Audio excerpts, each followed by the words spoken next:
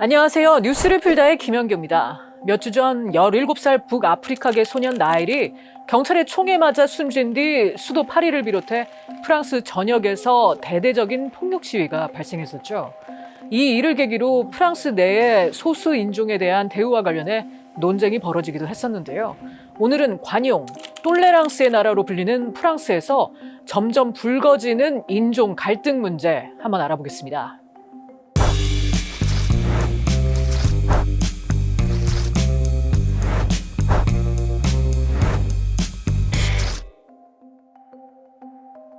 (7월) 초 UN 인종차별철폐위원회는 프랑스에서 벌어지고 있는 상황과 관련해 성명을 채택하는데요.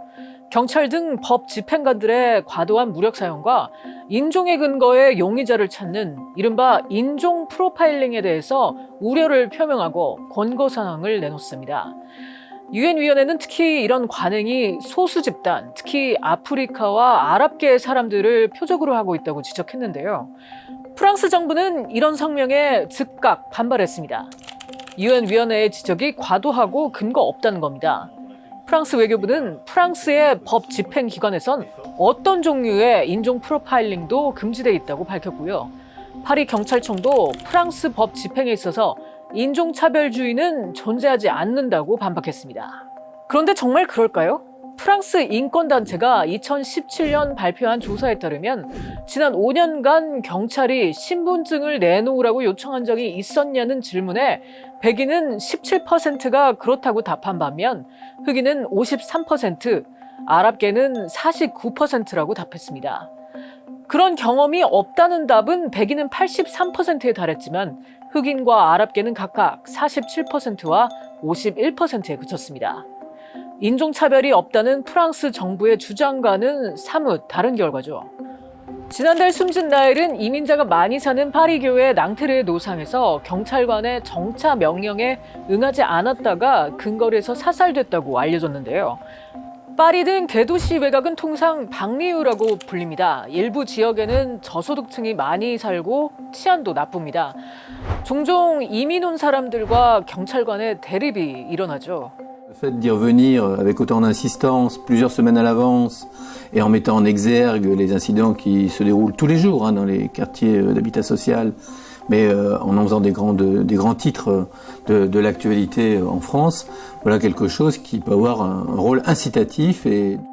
프랑스에서는 2005년에도 이번과 비슷한 폭동이 일어났었습니다. 이민자들이 많이 사는 파리 외곽에서 경찰관에게 쫓긴다고 생각했던 소년 2명이 변전시설에서 감전사한 것을 계기로 폭동이 수개월째 이어지면서 정부가 이례적으로 비상사태를 선포했었죠. 그뿐만이 아닙니다. 2016년에는 아다마 트라오레라는 24살의 흑인 청년이 경찰에 체포된 후 숨진 경우도 있었습니다. Aujourd'hui, c'est un rassemblement pour dénoncer le déni de justice. Aujourd'hui, c'est un rassemblement pour dénoncer la violence policière. Aujourd'hui, c'est un rassemblement pour dénoncer la violence sociale. Aujourd'hui, c'est un rassemblement pour dénoncer la violence raciale. 방리우 주민들은 일반 시민에 비해 진학이나 취업에도 어려움을 겪고 있습니다. 정치인들도 빈곤지구를 정치 공백지대로 간주하고 거의 관심을 기울이지 않고요. Souvent ceux qui vivent dans des zones difficiles et qui sont sensibles à la question de l'insécurité. Et ce sont ceux aussi qui se posent des questions sur qu'est-ce que c'est qu'être français. 이러니 폭동은 몇 번이고 되풀이됩니다. 그리고 그 강도는 계속 높아지고 있고요. 이번에는 불과 며칠 만에 5,000대의 차량이 불에 타고 건물 전체가 파손되는 한편 250곳에서 경찰시설이 습격당해 700명 이상의 경찰관이 부상했는데요. 이런 수치는 2005년 폭동 때를 훨씬 웃돌았죠. 그런데 방리우에서의 폭동은 이미 1980년대 전반의 사회 문제로 인식되기 시작했었습니다. 1990년대에 들어선 폭력행위가 격렬해지기 시작하면서 그 폭력적인 측면이 강조되게 됐고 그 이전까지 인종차별로 사회에서 배제된 희생자로만 여겨졌던 교회 젊은이들은 프랑스 사회에 적응할 수 없는 이질적인 존재로 간주되기 시작하죠. 여기에 지난 수십 년간 프랑스 내에 수많은 난민이 유입된 것도 이런 분위기에 한몫했습니다. 유럽연합의 일부로서 다른 유럽 나라의 국경을 개방하면서 다른 유럽인들은 물론이고 다른 유럽 나라를 경유해서 들어오는 사람들까지도 많아진 겁니다.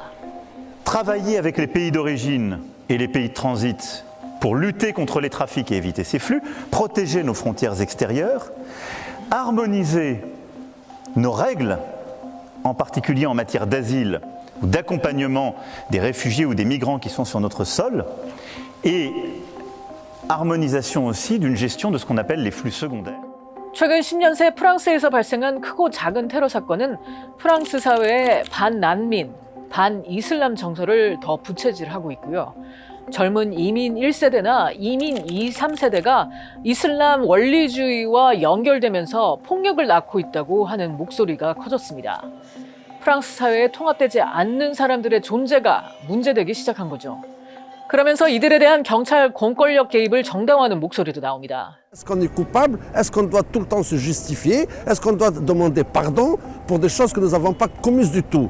Maintenant, combattre le fondamentalisme, on le combat. Il est vrai que certains responsables peut-être ne s'expriment pas, mais en ce qui me concerne, je m'exprime haut et fort pour dénoncer le fondamentalisme, l'intégrisme et qu'on arrête de faire un petit peu l'amalgame entre islam et islamisme parce que là aussi, ça mène à la dérive.